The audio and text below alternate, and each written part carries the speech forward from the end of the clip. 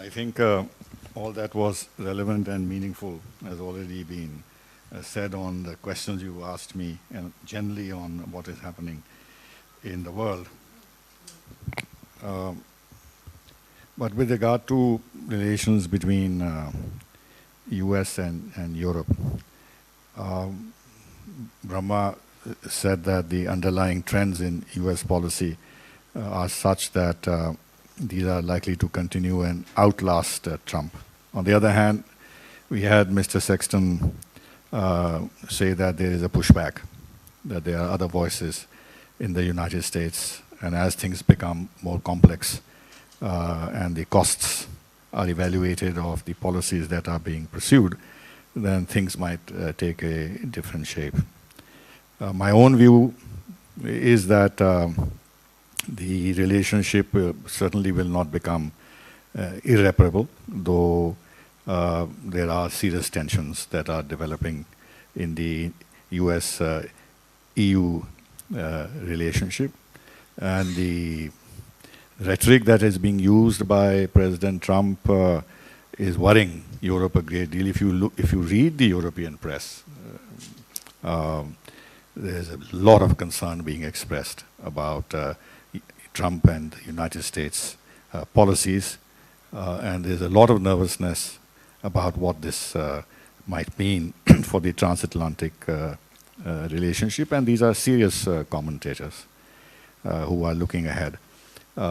Incidentally, one of the things that seems to be worrying Europe a lot, firstly, is that Trump might today be seen as the unpalatable face of the United States toward Europe, but when they analyze US policies towards Europe under Obama, they have come to the conclusion that it was not very different, except that Trump is much more in the face and his language is very different. And the other thing that worries them in the longer term trend is that the disconnect between US and Europe is a longer term trend because of the changing ethnic demography of the United States. That as the United States becomes less and less European in terms of its population, that kind of linkage with Europe, which was historical, a long tradition because of various factors, that will begin to get diluted and will begin to reshape US-European policies. The other interesting things which I gathered is that they're wondering how to deal with Trump, because the weight of power of the United States is such that Europe feels helpless. And therefore, they do see, as Mr. Sexton has said, that there are voices inside the United States that are not very happy with Trump's policies, is that they should now start seeing how they can strengthen those very political lobbies and other pockets of power in the United States who wish to stop the progress of the Trumpian kind of thinking towards Europe. In other words, interference in the US internal political processes, which is exactly the kind of issue for which the United States has imposed sanctions on Russia, for instance. Trump has described EU in trade terms as a foe, and he's been very, very harsh on Germany, and particularly, and Germany is at the center of Europe today in terms of the European, in terms of Europe per se. And therefore, attacking Germany, weakening Germany, is a big attack on Europe as an entity itself. And naturally, France would be very worried, because Europe cannot survive unless there's a very good understanding between France and Germany. And Germany already is becoming very nervous. I heard Merkel on television when I was abroad on the threat that Trump issued about imposing duties on their cars, that we must, she said, have a European policy about how to address this issue and open up the European market for American cars, etc., etc.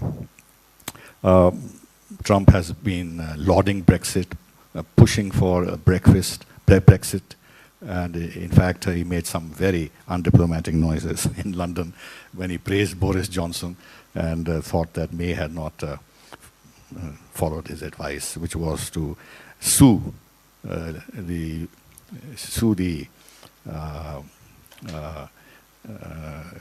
European Union, take the European Union to court on this, etc., etc. On the NATO contributions we've heard.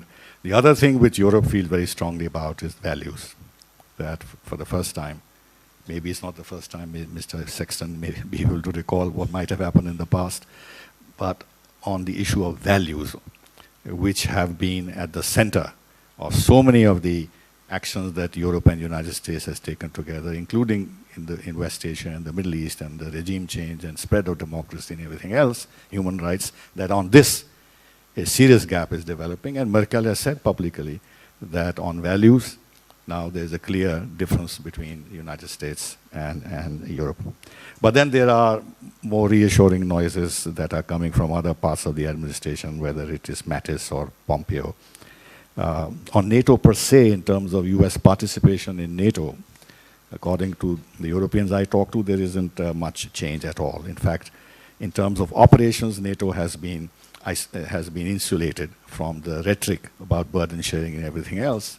The United States is cooperating very well with Europe in dealing with terrorism in Africa and everything else.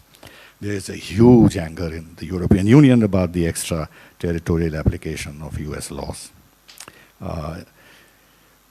The Europeans were looking for opportunities for much more business with Iran. And now whatever the governments might say, the European companies are not willing to take the risk. If you take the case of France, both Total and Peugeot have walked out of Iran because what they see in Iran are prospects. But with the United States, they have real interests on the table. So they can't sacrifice their huge interests in the United States for the sake of prospective gains that they might make in Iran. And they feel a degree of helplessness. On the trade war, there has been rhetoric, and Juncker has just visited, as we just heard, Washington, and they've talked about zero tariffs and zero non-tariff barriers, etc., etc. And you said, quite interestingly, that this seems to be a revival of the TTIP. But I think that going on this is going to be difficult. And with regard to Russia, Europe is in a complex situation. On the one hand, they want, at least the major powers, not the Baltic states and East European countries, they want to normalize relations with Russia as much as possible. On the other hand, they are very uncertain about what Trump might do with Russia. And they were very nervous about Trump going to Russia, and they thought they might make a deal with Russia behind their back. So they have a schizophrenic position when it comes to Russia. Now, the other question you asked me was whether it is premature to declare China as the power that will supplant the United States of America. Now, we heard that China is already the second largest economy in the world and the largest exporter in the world, and the military strength is going. But then there are huge weaknesses